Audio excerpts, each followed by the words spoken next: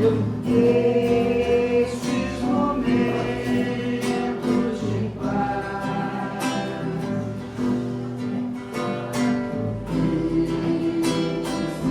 sentimos aqui em vibrações fraternais na estrada da vida, conduz-nos ao bem, na alegria ou na dor. Seja o amor nossa bandeira de luz, amado Jesus. Seja o amor nossa bandeira de luz, amado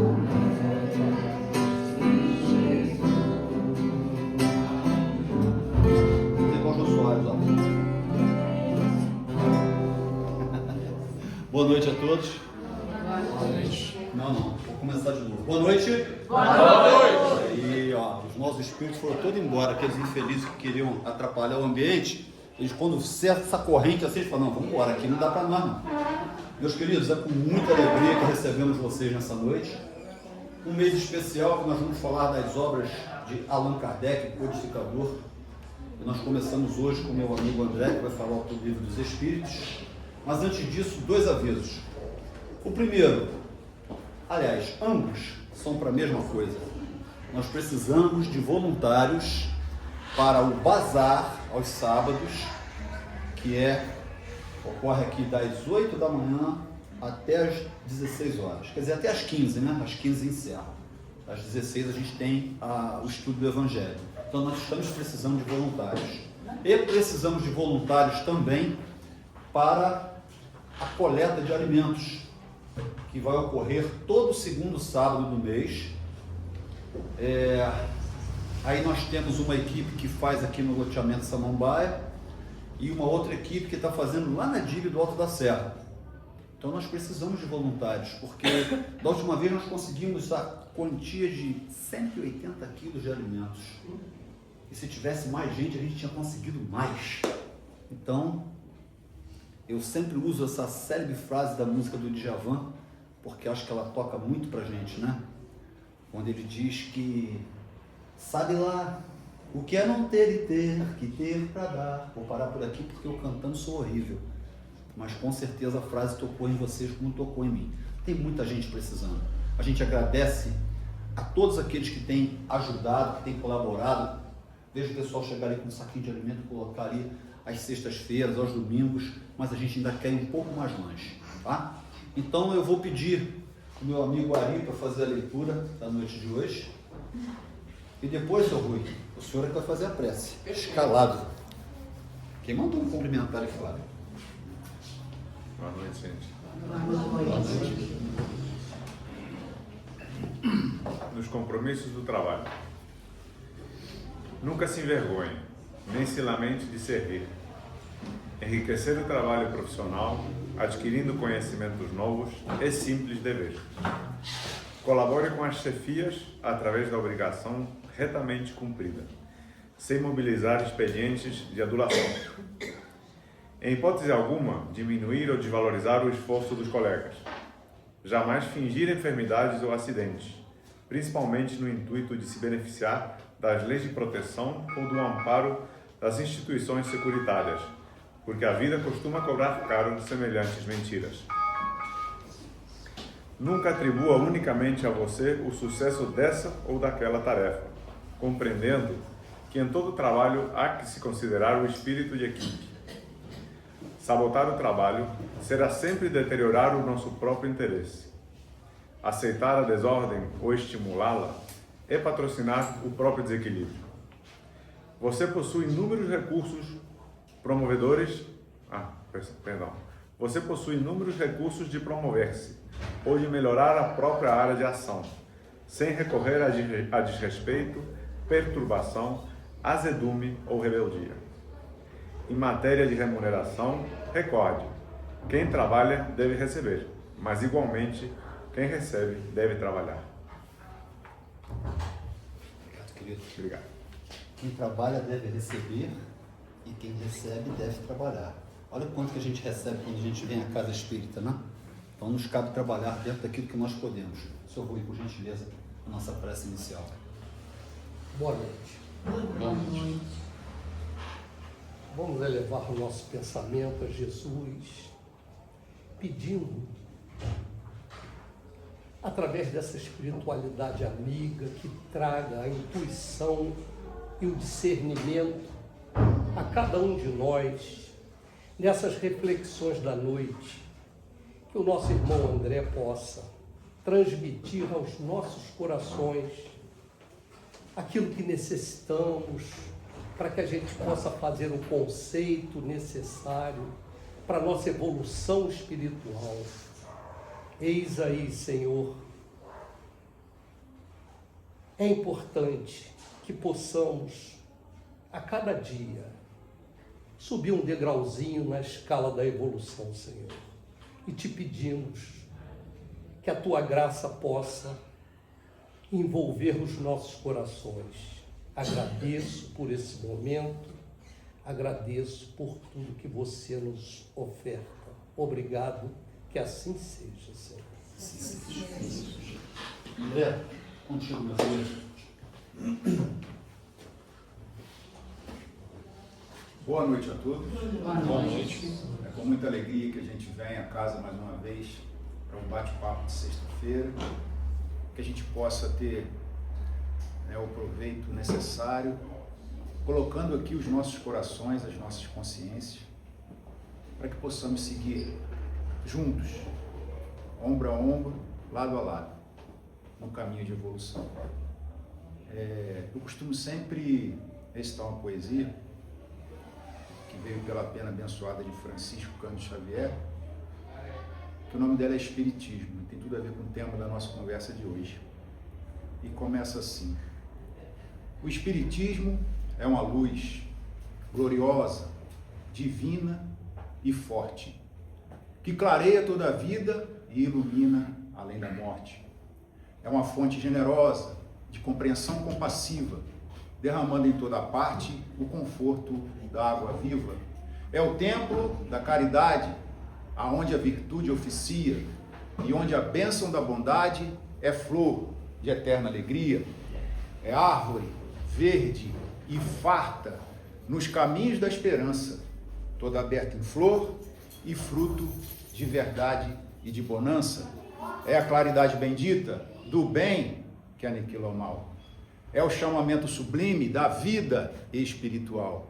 Se buscas o Espiritismo, norteia-te em sua luz. O Espiritismo é uma escola e o mestre amado é Jesus. Então que nessa noite a gente possa, um dia tão especial para nós que professamos a doutrina espírita, para quem não sabe, hoje é aniversário do nosso grande colaborador, do nosso grande professor Allan Kardec, que nasceu lá em 1804, nesse dia, e veio com essa missão de ser um colaborador, de ser aquele que ia codificar a doutrina, que norteia os nossos caminhos. Então ele nasce com essa missão e começa a sua vida na França, desde pequeno já demonstrando interesse pela parte do ensino, da educação. E desde muito cedo já foi para a Suíça, na cidade de Verdun, estudar com um grande educador que formava à época um novo conceito para que as mentes assim infantis pudessem ter uma educação mais serena, uma educação mais condizente com aquilo que o ser humano busca, como crescimento, como desenvolvimento, como evolução. Então ele vai estudar com Pestalozzi e dali ele aprende todos os conceitos que ele leva para a vida inteira dele e começa a trabalhar como um educador. Isso é a coisa mais fantástica que existe. Porque toda essa doutrina que é dos espíritos e não de Kardec, mas teve essa ferramenta divina, esse espírito iluminado, instruído, totalmente preparado para essa missão de abrir o caminho para que os espíritos mostrassem a realidade do mundo espiritual, que até então era mostrada de um jeito místico, mágico, piegas, em que nós não sabíamos como era a interação do mundo espiritual para com o mundo material. Kardec então chega numa época muito pitoresca no planeta. Época em que nos salões de saraus na Europa aconteciam fenômenos muito interessantes, em que as pessoas se reuniam no salão, né, eram como se fossem festas, e as pessoas em volta de mesas colocavam as mãos e essas mesas começavam a se movimentar, a levantar do chão, às vezes ficando, né, apoiada num só pé e quicando como se eu estou fazendo aqui com essa cadeira. E aquilo chamou muito a atenção de todas as pessoas e virou um fenômeno à época em toda a Europa e também nos Estados Unidos e alguns países aqui da América. Kardec, uma pessoa muito cética, uma pessoa da ciência, uma pessoa que sempre tentava levar as coisas com pensamento científico, empírico, de experimentação, é chamado para uma reunião dessa e ele logo desconfia. Poxa vida, mas mesa não tem nervo, mesa não tem sangue, mesa não tem músculo. Como que a mesa pode se movimentar? Ele não acreditou a princípio, desdenhou, não quis ir. Passando o tempo, as pessoas foram convidando, foram chamando e ele finalmente aceitou ir numa reunião dessa para ver esses fenômenos. E chegando lá, ele fica muito surpreso quando observa de frente aqueles fenômenos e já tem um pensamento científico na sua consciência. Se a mesa não tem músculo, se ela não tem nervo, se ela não tem cérebro, se ela não tem consciência, então existe uma inteligência por detrás desses fenômenos. Se não há nenhum fenômeno elétrico, nenhum fenômeno de máquina, nenhuma falsificação, tem uma inteligência por detrás disso. Então aí Kardec começa a mergulhar nesse novo mundo. Então, até então, nessa encarnação, desconhecido para ele.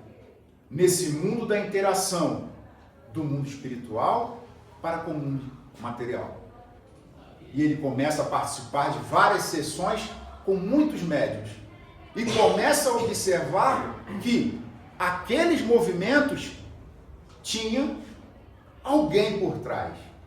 E ele começa a indagar para os médiuns, perguntando para os médiuns o que estava por detrás daqueles fenômenos. Né? E os espíritos começam a dizer, somos nós. Nós quem? Que éramos iguais a vocês e agora estamos aqui do lado do mundo espiritual. Mas para que essa fenomenologia toda? Para que esse espetáculo? Exatamente para chamar a atenção de vocês que o mundo espiritual é real. E que agora, o momento em que o planeta Terra atravessa, é necessário que venha a segunda, a terceira revelação, que é a revelação do mundo dos espíritos, que é o espiritismo. Então Kardec reúne um grupo de médiuns, começa a se corresponder por várias partes do mundo com outros médiuns e começa a fazer perguntas para aqueles espíritos, perguntas graves, perguntas filosóficas, perguntas científicas, em que ele começa a aprofundar tudo aquilo que esse conhecimento novo trazia e colocar aquilo numa ordem, num contexto, para aquilo se tornasse uma filosofia de vida.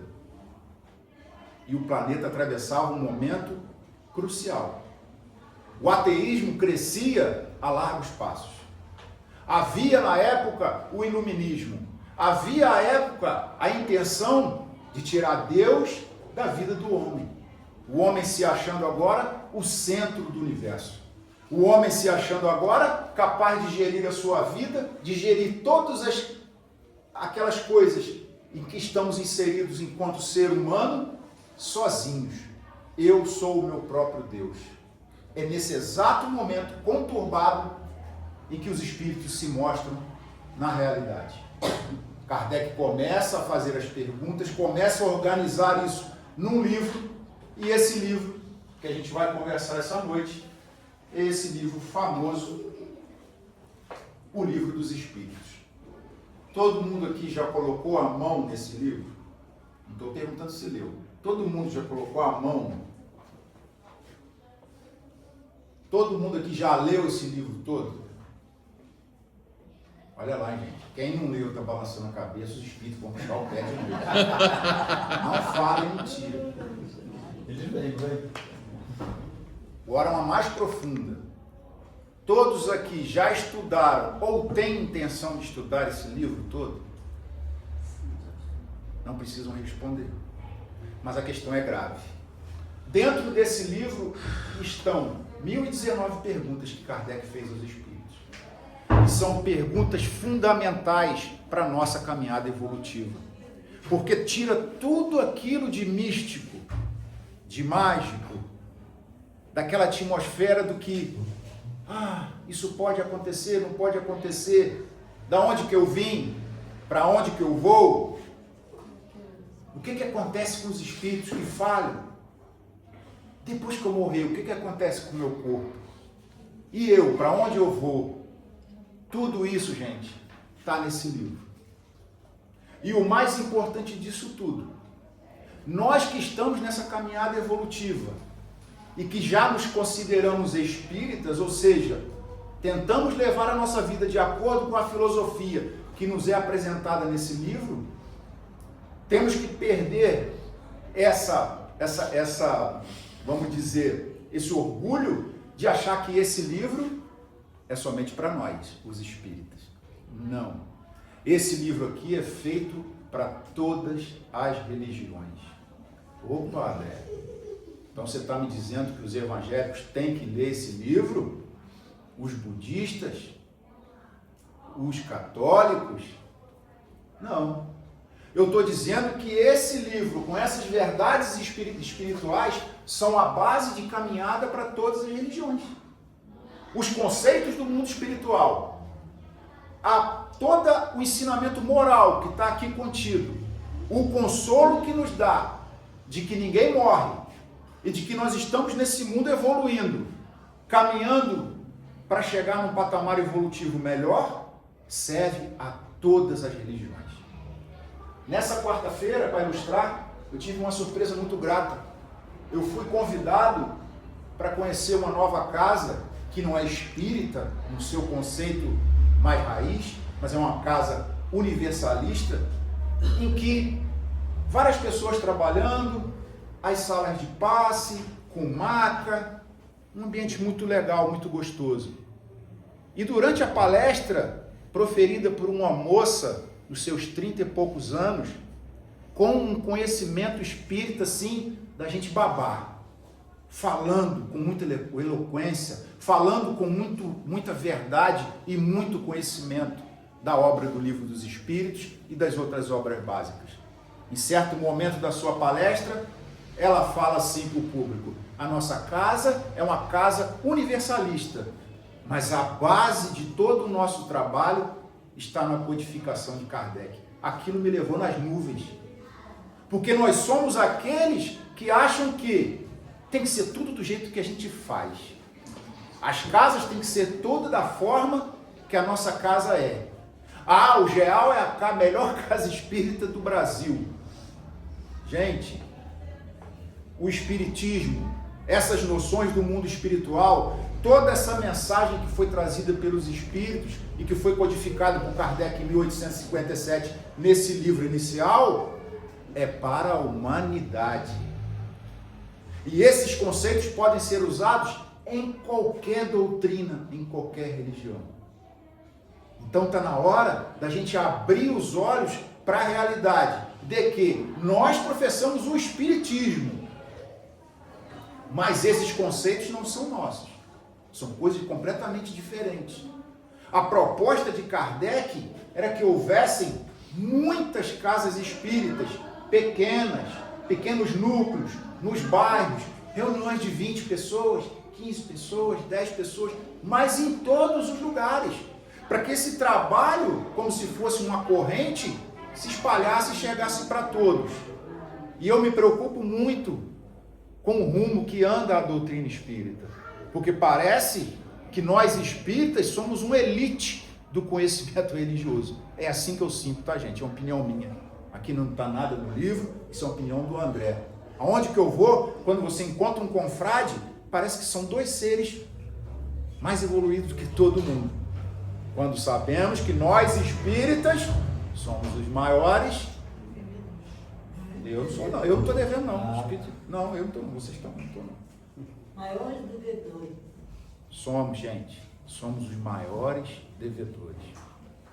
Conforme a gente avança nos estudos, conforme a gente mergulha nas obras básicas, a gente começa a perceber que nós, os espíritas, somos os trabalhadores da última hora. Ou seja, nós somos aqueles que estamos chegando no finalzinho do trabalho. Estamos chegando na vinha nos últimos momentos. E vamos ser aqueles que vamos receber o mesmo valor daqueles que chegaram antes da gente. Quem que veio antes da gente? Os católicos, os budistas, os muçulmanos. Todas essas religiões vieram primeiro. Estão trabalhando desde lá, ó, desde a primeira hora.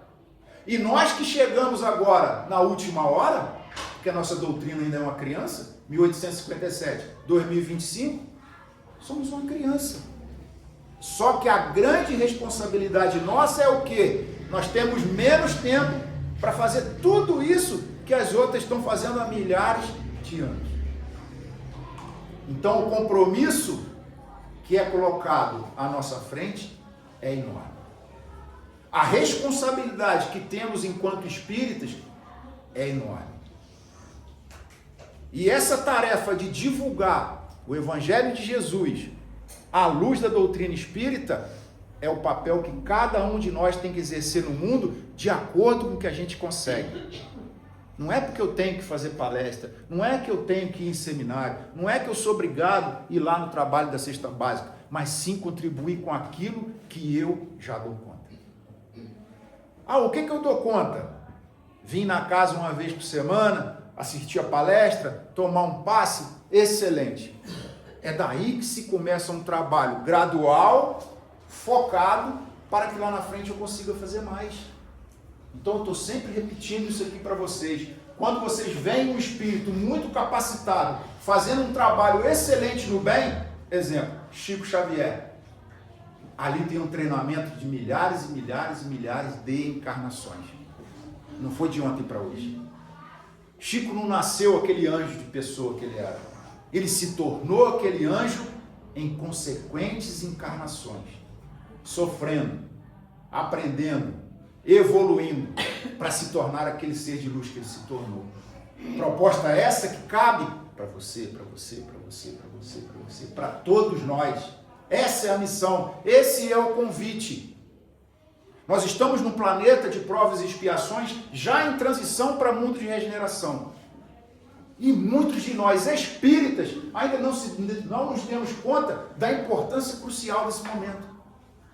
Estamos, como na música de Lulu Santos, andando em passos lentos em ritmo de formiga. Está na hora de despertar. Está na hora de colocar o manto de trabalhador da última hora e começar realmente a trabalhar com as nossas dificuldades, com as nossas imperfeições, com os nossos sofrimentos físicos, com os nossos sofrimentos morais, com todas essas dificuldades que esse mundo nos dá, mostrarmos para o nosso irmão que todos somos capazes de fazer o diferente. Somos capazes de melhorar, nem que seja um pouquinho todo dia. Eu tenho certeza, vou fazer esse questionamento para todos vocês. Há 5 anos atrás, quem eram vocês? Eram pessoas melhores do que vocês são hoje? Não precisa responder. Eu tenho certeza que hoje vocês são muito melhores. Então, quando vem essa doutrina de encontro para esses seres que estão buscando melhora, como nós que estamos aqui hoje, o grande desafio é: como que eu faço isso? Como que eu caminho de forma mais segura? Como eu caminho ajudando ao meu próximo sem atrapalhar, porque eu ainda sou um ser imperfeito?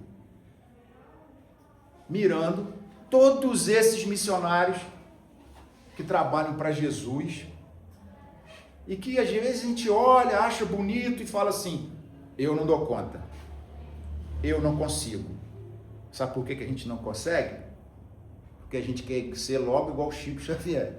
Não dá conta, gente. A gente está brigando com a sogra todo dia, dá uma fechada no trânsito, fala com o irmão: vai com Deus, meu irmão. Eu não falo isso não. Eu penso outras coisas. Já não falo mais, mas eu penso outras coisas. Então, como que eu começo esse trabalho? Mergulhando nessas obras, trabalhando no bem, me esforçando para melhorar, todos juntos. Aqui nessa casa, eu sempre falo isso. Aqui nessa casa, nas outras casas espíritas, é como se fosse lá o Poço de Jacó, que é descrito no Evangelho, onde aquela mulher ia com aquele vaso para colocar água, e lá ela encontra o mestre, e o mestre fala assim para ela: agora eu vou te dar uma água que você nunca mais vai sentir sede. Somos nós quando viemos à casa espírita. Aqui a gente vem encher o nosso vaso. A gente vem na semana inteira, segunda, terça, quarta, quinta, sexta, né? Como é que está o vaso? Vazio, quase sem água. A gente vem aqui para recarregar as nossas baterias, trabalharmos juntos. Esse momento que estamos aqui, participando desse bate-papo, cada um que está sentado aqui, eu principalmente, está sendo atendido pela espiritualidade, porque a gente entra numa faixa vibracional toda melhor, todo mundo serena o seu espírito, todo mundo tira um pouco do lixo mental e se concentra um pouco na mensagem que vai ser passada. Então é nessa hora que acontece grandes curas. É nessa hora que acontece grande inspiração de ideias que podem salvar a sua vida. É nesse instante que nós vamos nos tornando espíritos melhores. Então, depois desse bate-papo inicial, que foi só para aquecer um pouquinho, né, como a gente vai falar do livro, tá? Esse livro que mudou a história do planeta. Nós somos uma geração muito pertinho de quando o livro nasceu, mas esse livro daqui uns 500 anos, gente, vocês não tem noção. Vocês acham que a Bíblia é legal? Muito. Daqui uns 500 anos esse livro aí vai ser uma coisa de outro mundo, porque ele vai ser o novo patamar para que a humanidade comece realmente a desenvolver. Então eu trouxe aqui, como eu fiz da outra vez, como eu sei que ninguém presta atenção, está todo mundo doido para acabar logo esse bate-papo chato, para ir para o passe, ir para a cantina, vamos estudar um pouquinho. Então esse livro, só para resumir, vamos lá, o que ele fala? Tem o livro primeiro, das causas primárias, que vai falar de Deus, os elementos gerais, da criação, princípio vital. Aí o livro segundo, trata-se do mundo espírita ou dos espíritos. Aqui a gente vai ver como que é a vida no mundo espiritual, como são os processos de interação do encarnado com o desencarnado e outras coisas mais. Depois a gente vai ver as considerações sobre a pluralidade das existências, ou seja, a gente vai ver a encarnação, a gente vai ver a vida espírita, o retorno à vida corporal, emancipação da alma e outras coisas. Depois, no terceiro livro, a gente vai ver as leis morais, que aqui está contido todo o ensinamento moral que Jesus passou, resumido. Depois Kardec vai e lança a segunda obra, que é o Evangelho segundo o Espiritismo, que a gente não vai falar muito, que será assunto da palestra do nosso amigo Rui na próxima semana. Na próxima semana é, né? É. Tu não viaja de novo, não? Nada de príncipe. Aí depois a gente vai ver do livro 4, Esperanças e Consolações. Aí a gente vai ver o que acontece depois, do lado de lá, como que funciona depois que a gente parte, tudo isso. Visto isso, eu vou fazer igual da outra vez. A gente vai ler algumas perguntas, assim, que são bem significativas, todas elas são, mas algumas que a gente considera de vital importância para que a gente realmente comece um mergulho de estudo nesse livro. Não é ler o livro, é estudar o livro. Aqui às segundas-feiras, nós temos o grupo de estudo, né, que começa às 19h30, vai até às 21 horas. A gente estuda essas perguntas uma por uma, lê todas elas e debatemos. Gente, eu estou 20 anos estudando doutrina espírita. Toda vez que a gente está estudando esse livro, eu saio daqui com a seguinte certeza: não sei nada ainda. Estou engatinhando. Eu me sinto igual o Chico dizia, eu me sinto um jacaré, eu me arrasto. Porque a gente não tem ainda capacidade de compreender toda a maravilha que esse livro entrega. Mas toda vez que eu estudo, toda vez que eu leio, toda vez que eu me proponho a mergulhar nessas verdades, eu estou crescendo, eu estou aprendendo um pouquinho mais. Por isso que a gente está sempre batendo na tecla. E espírita tem que estudar. Gente, a gente tem que estudar, não é para mostrar para os outros que a gente sabe, é para a gente evoluir.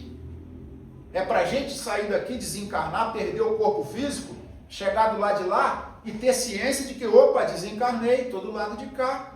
Beleza, continua a minha jornada. Vou trabalhar. Não é sair daqui, chegar lá e dar trabalho, que a maioria das vezes a gente faz. Então, por isso a importância do estudo, por isso a importância dessa obra, para nos transportar para um nível consciencial em que podemos dar aquele salto quântico, ou seja, eu dar aquele salto de me tornar um ser humano melhor, que é o objetivo de todos nós quando viemos para esse planeta. Vamos lá? Então a gente tem a pergunta número 1. Todo mundo sabe a pergunta número 1? Essa é a mais fácil, né? Todo mundo sabe. Mas vamos ler. Está lá no capítulo 1, Deus. Deus e o infinito. Kardec pergunta, olha só como que Kardec pergunta. Ele pergunta assim, ó, se fosse eu, ele pergunta assim: quem é Deus? Quem é esse cara? Como que ele é? Ele tem barba branca mesmo? Ele tem cetro mesmo? Ele está sentado no trono mesmo? Olha que como Kardec pergunta, com a visão científica, com aquela visão empírica de experimentar, de provar, de ter algo mais do que o comum que era passado à época pelas outras religiões.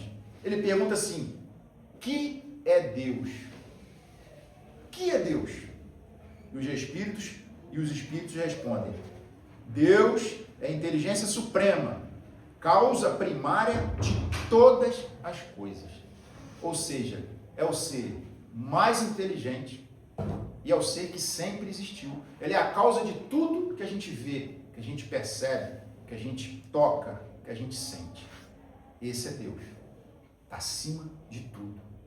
É engraçado a gente falar disso, porque Chico, né, quando estava encarnado, ele sempre tinha essa dúvida. Ele falou assim: mas Emmanuel, como que funciona o mundo espiritual? Essa coisa de Jesus é o governador?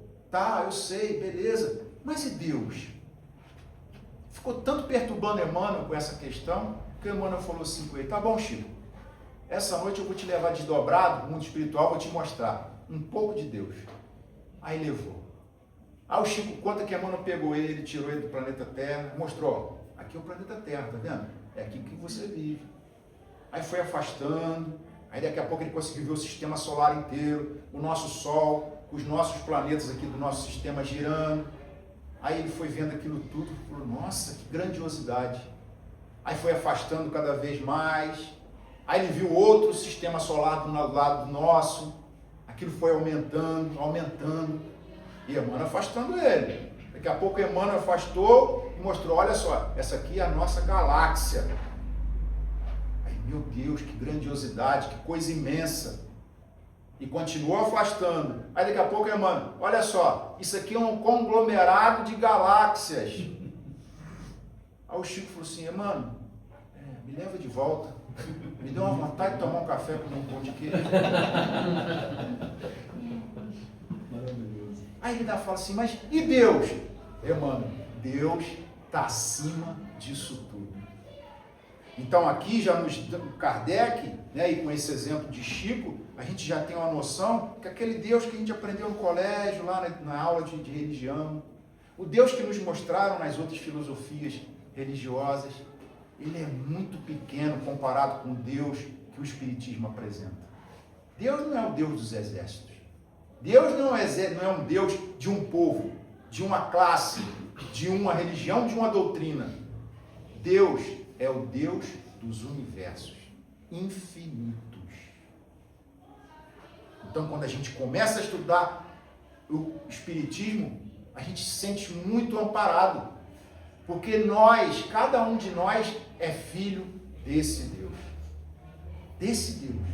Não o Deus do cajado, não o Deus dos exércitos, não o Deus vingativo do Antigo Testamento, mas o Deus dos universos.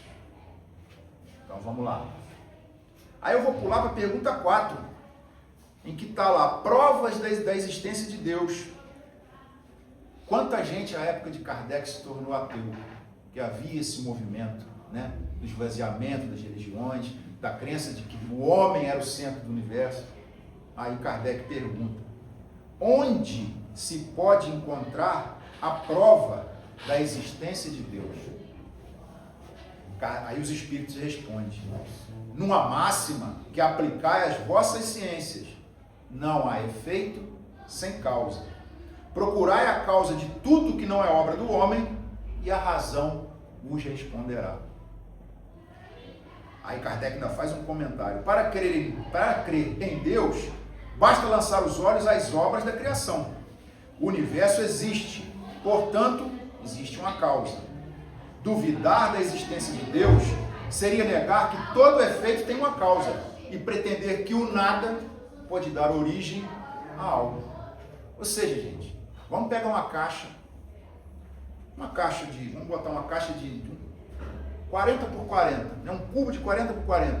Vamos vedar ela, não entra ar, não entra luz, não entra som. Vamos deixar ela paradinha ali por 200 anos, sem nada dentro. Vocês já acham que dentro daquela caixa vai surgir alguma coisa? Pode surgir. Acho que nem mofo vai surgir, né? Porque não entra ar, não entra umidade.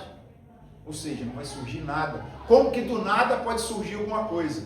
Se existe um universo tão perfeito, regido por leis matemáticas tão perfeitas, que o homem é capaz de fazer um foguete aqui, que pousa na Lua, e ele consegue fazer isso com uma imensa previsibilidade de centímetros, através de cálculos matemáticos, que são precisos em todo o universo, é porque existe uma inteligência maior por detrás disso. Isso não é o acaso.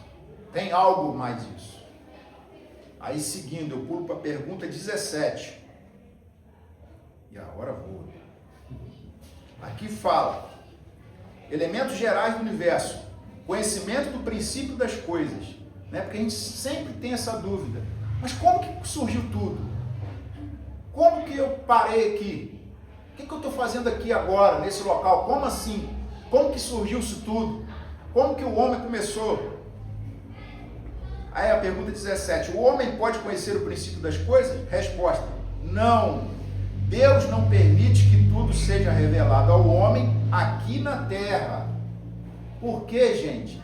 Porque a gente não tem capacidade cognitiva para entender certos assuntos. A criação é tão complexa. Deus é tão grande dentro da sua infinita misericórdia que os espíritos às vezes não têm analogia, ou seja, eles não têm como explicar para a gente determinados assuntos, porque não tem como explicar, porque a gente não entenderia. A mesma coisa de eu pegar um bebê de 2 anos e querer ensinar ele uma equação de 2º grau. Ele não consegue. Ele não tem capacidade para entender aquilo. Por isso que não nos é revelado todas as coisas. Ainda, a caminho da perfeição moral, a caminho da depuração do espírito, um dia a gente vai saber quase que tudo.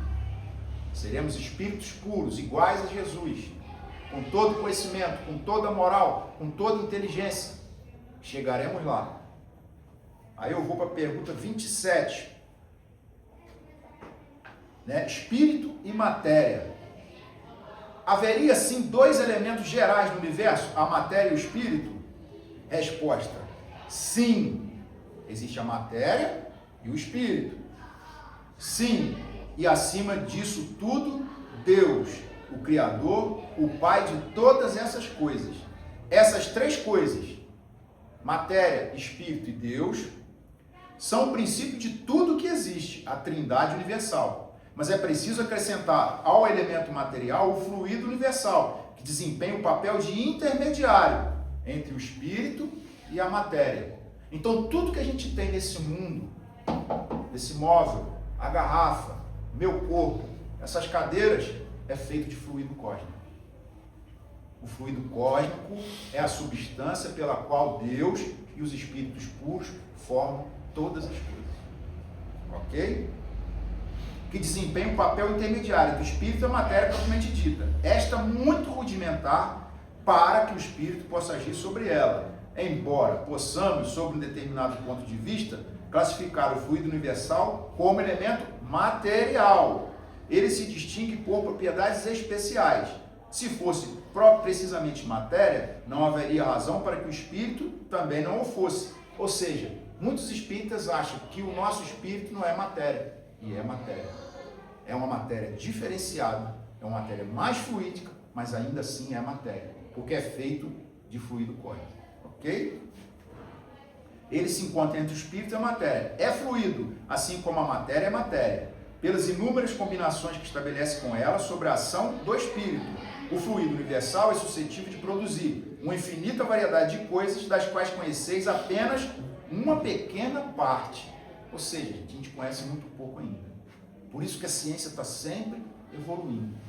Por isso que o homem sempre acha novas soluções para grandes problemas que a humanidade tem. Não sei se vocês viram, acho que foi essa semana ou semana passada, cientistas alemães desenvolveram um fluido que recupera a cartilagem dos ossos. Em pouco tempo, ninguém mais vai ficar com problema de junta. Né? Todos nós que estamos depois de 50, a gente tem problema de junta, né?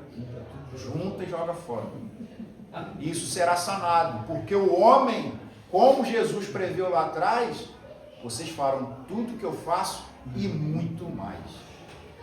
Em Israel também já conseguiram desenvolver uma córnea artificial e conseguiram fazer um homem que já estava cego 10 anos enxergar.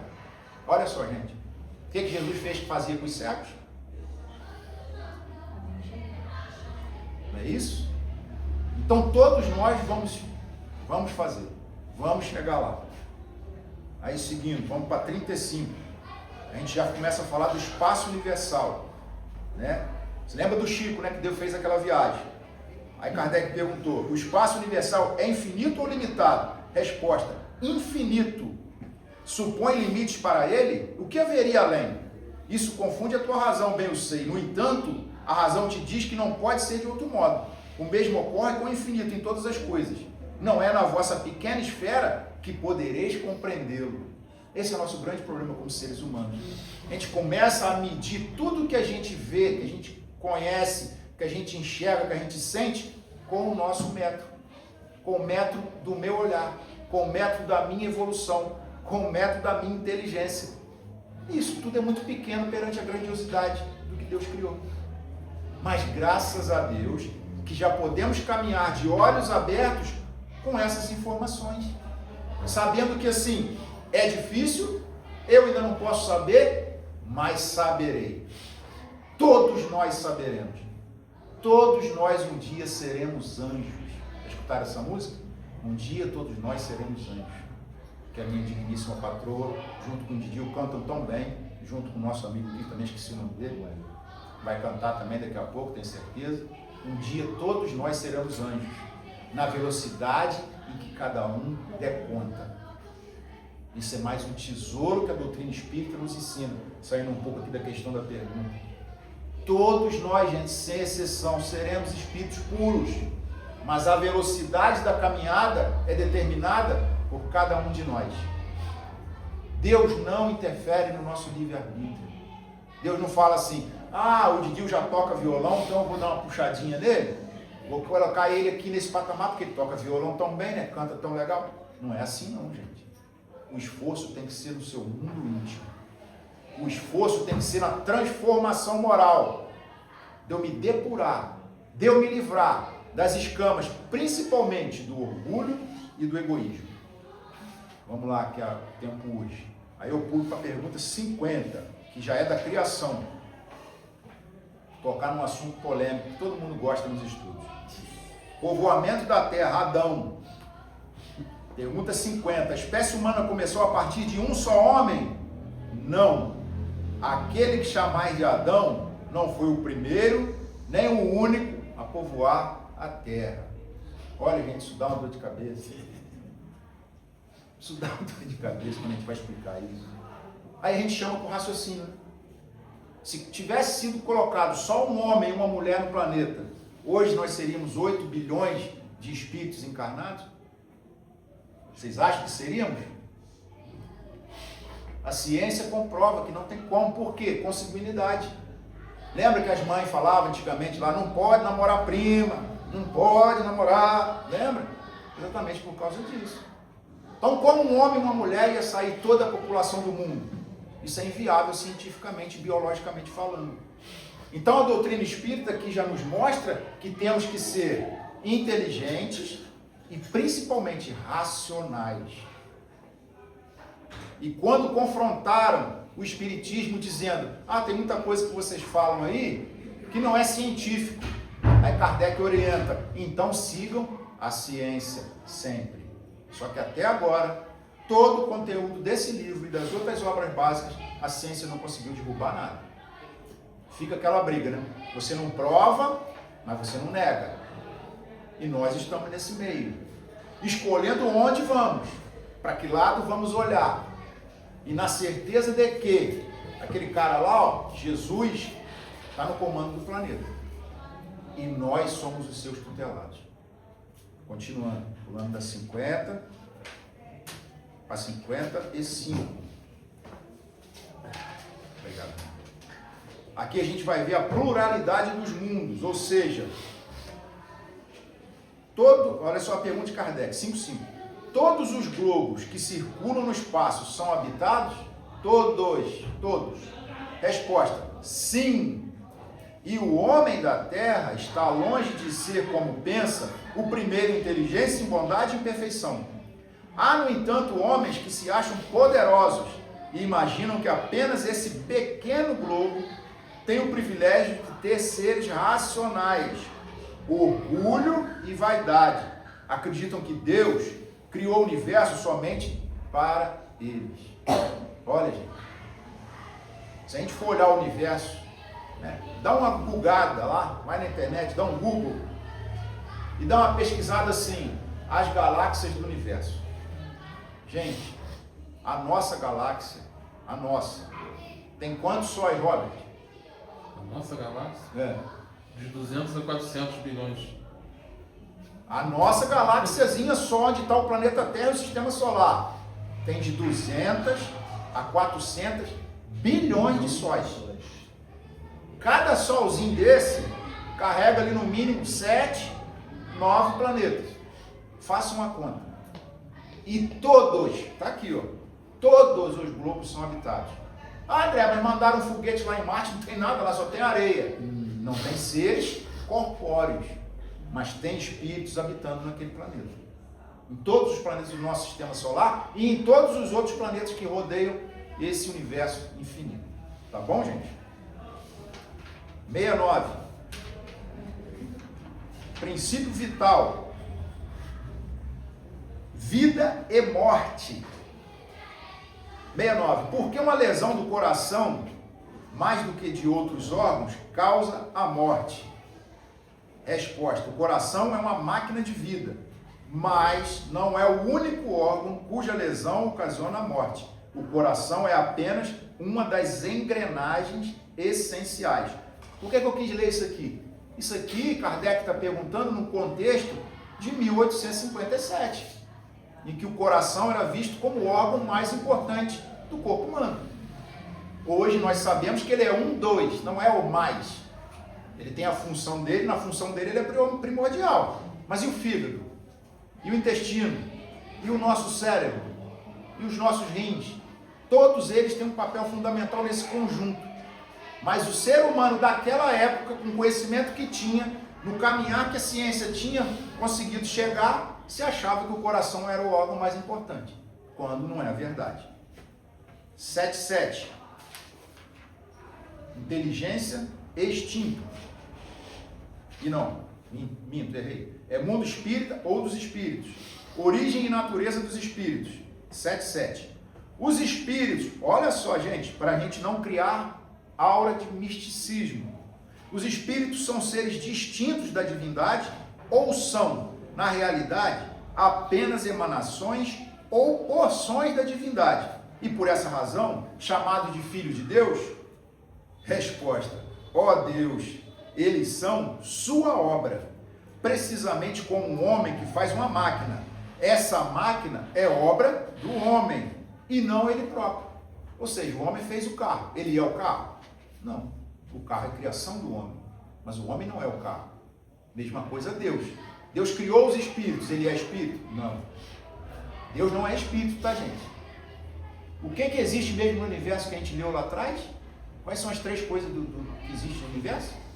Deus, Espírito e Matéria. Só o Robert que está prestando atenção. Robert, hoje você ganhou o lanche na cantina de graça.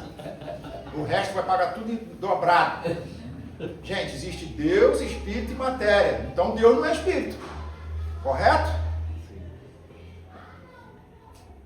Sabes que quando o homem faz uma coisa bela e útil, ele chama de seu filho, sua criação. Pois bem, o mesmo se dá em relação a Deus. Somos seus filhos, pois somos obra dele. Então essa história de que a gente vai para o mundo espiritual e se torna parte de Deus, gente, misticismo.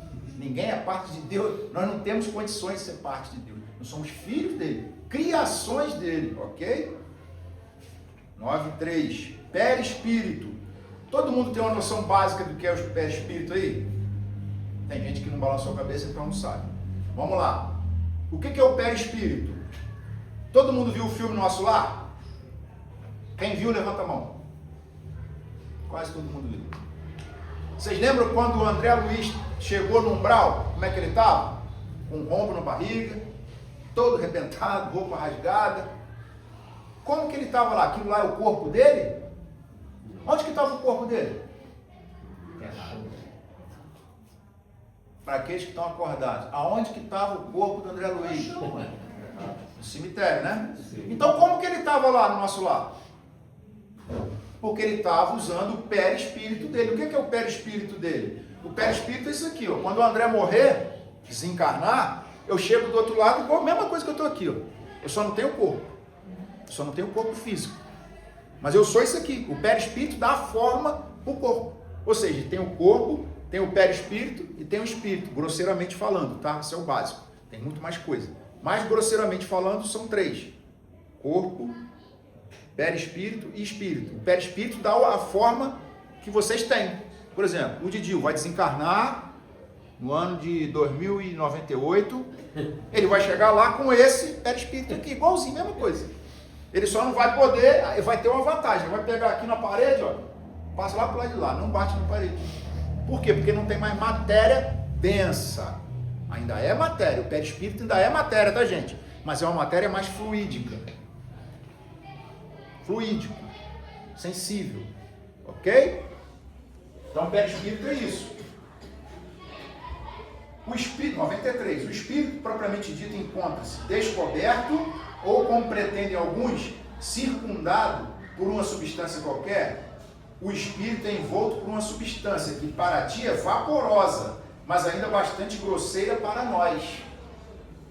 No entanto, vaporosa é o suficiente para que possa ser levada na atmosfera e transportar-se para onde quiser. Você lembra daquela novela bacana que tinha da viagem? Que o Alexandre ia lá com o Brau, daqui a pouco ele estava dentro da casa atazanando os outros, daqui a pouco estava na rua querendo jogar o carro em cima do outro. É isso, o espírito é assim, o perispírito.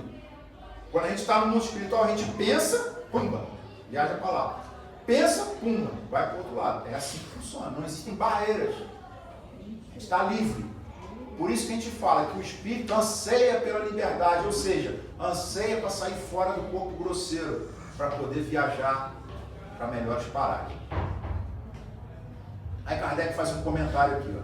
Assim como o germe de um fruto é revestido pelo perisperma. O que é o perisperma? É aquela camada que a laranja tem entre a casca e o miolo da laranja, né? Aquela partezinha branquinha, aquilo ali é o perisperma. Aí ele tirou desse nome o perispírito, ou seja, corpo, perispírito espírito.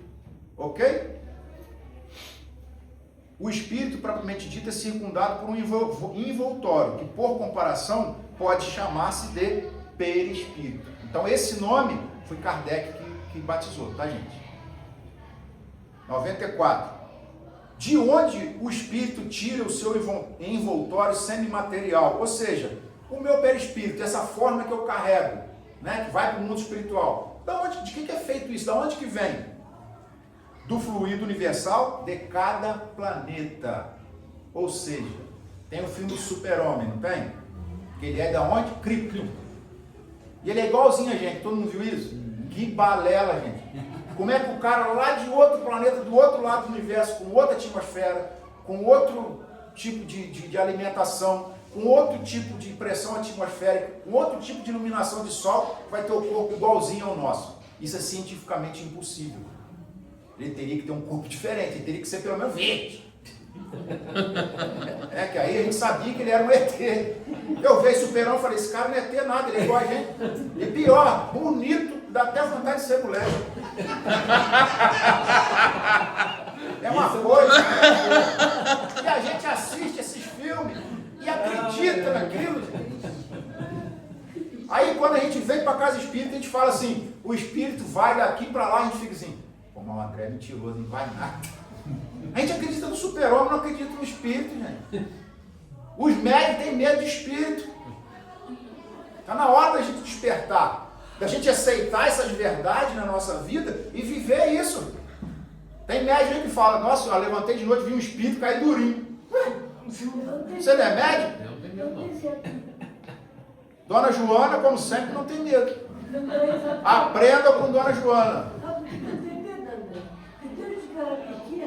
Eu morava numa fazenda, eu escutava eles conversar, andar dentro de casa, abrir gaveta. Quem são eles, Dona Joana? As almas. Somos nós, sem corpo. É só Eu isso, gente. acostumei, cara. Eu acostumei, agora não tenho mais. É isso, gente. Quem são os espíritos? Somos nós, sem o corpo físico. Também não tenho medo, não. Não? Não. Falando sério. Parabéns. Agora, eu não tenho medo. Olha só. Mas se você me chamar para eu te acompanhar no centro do banho, eu não quero ir nem a pau. Não tenho medo, mas não quero ver.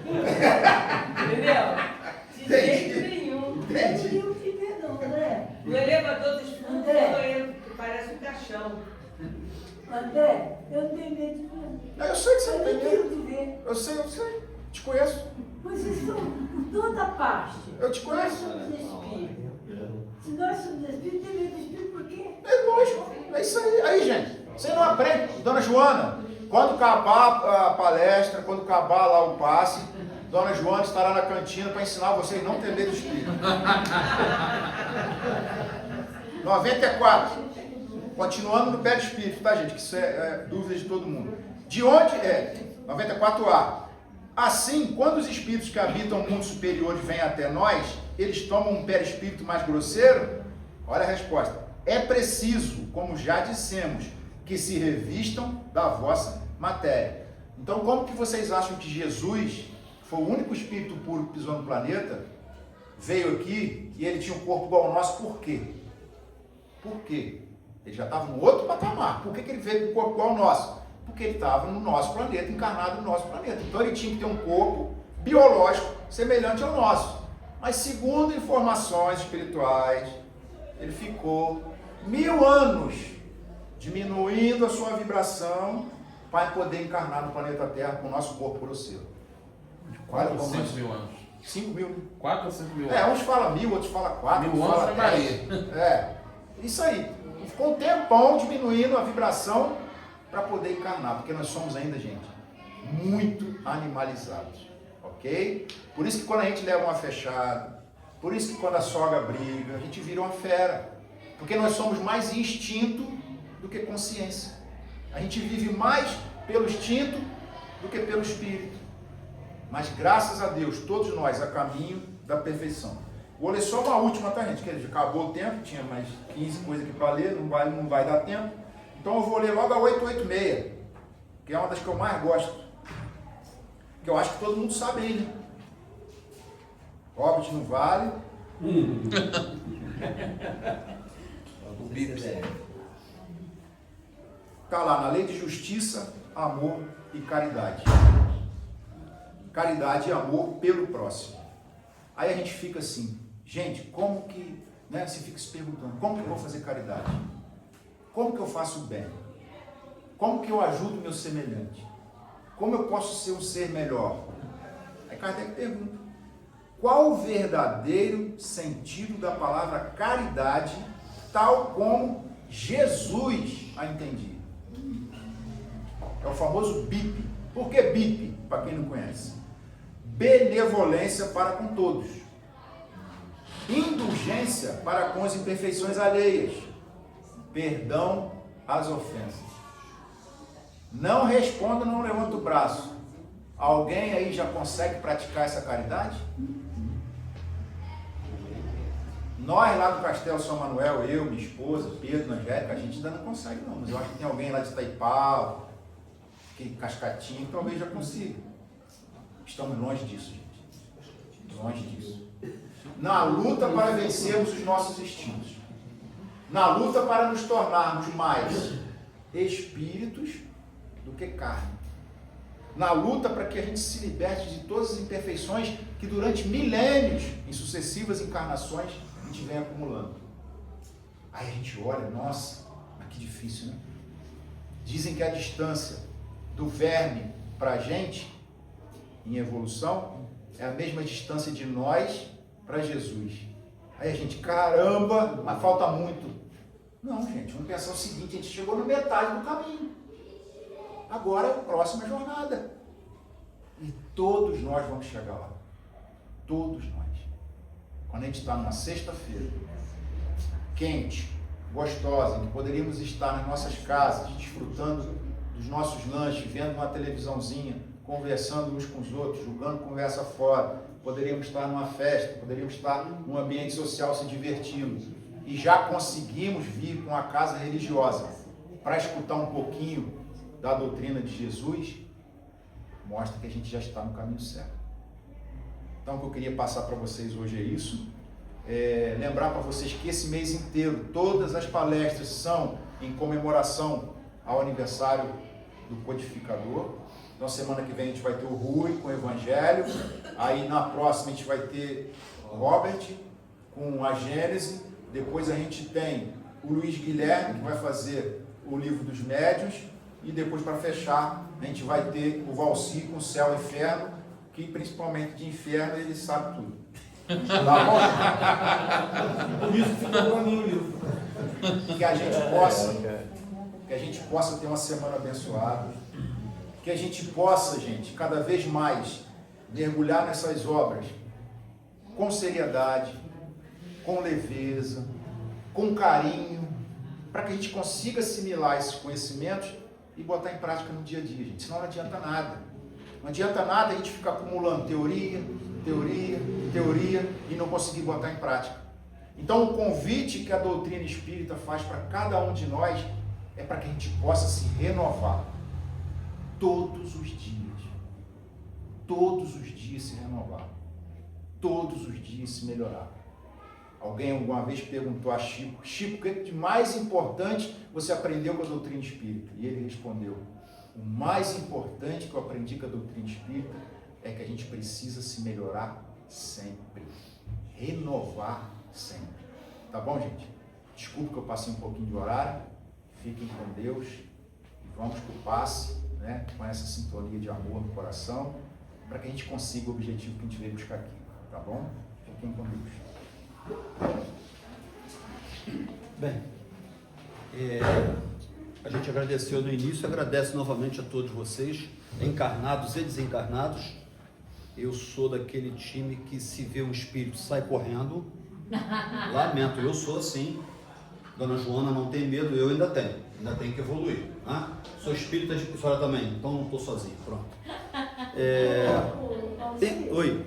Eu estou morando na casa, lá no modelo. Ah. Aí comemorou em Deus, aí eu pensei assim, tinha um ano atrás, tinha um dono da casa, dessa casinha mesmo. Uhum.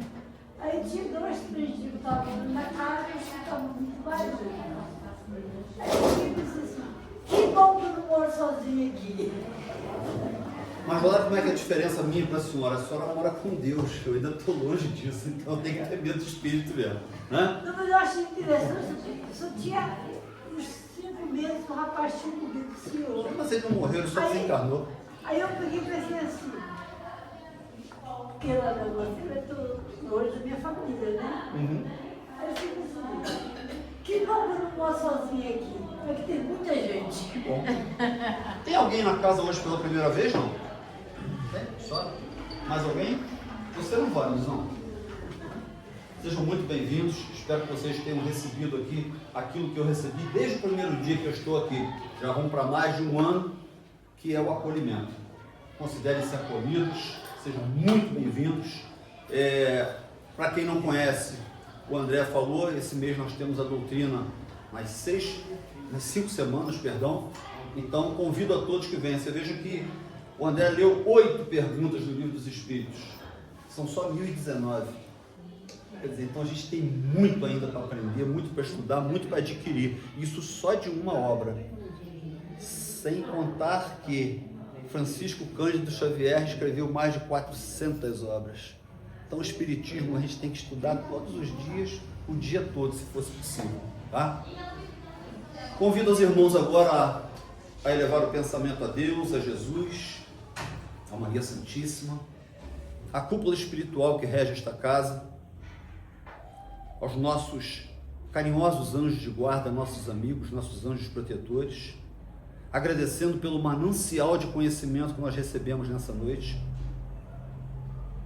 pedindo por aqueles que gostariam de ter vindo e não vieram, pedindo por nossos familiares, por nossos governantes, para que nesse momento, com os nossos espíritos em prece, a humanidade possa ser abraçada por esse Mestre amado, que só nos pede uma coisa: vem e segue-me. E na certeza de que estaremos sempre muito bem amparados por essa legião de espíritos de luz que certamente estão povoando o recinto agora, pedimos a permissão a Jesus e ao alto para dar por encerrada a palestra da noite. Que assim seja, graças a Deus. Os pais vão entrar com as crianças, mesmo que a gente faz na sexta-feira, tá? Por aqui para o passo, os demais podem aguardar e serão chamados.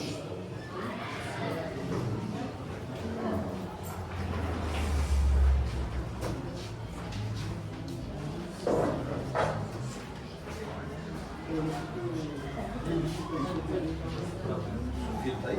Só para cá. E aí, meu querido? E aí, você?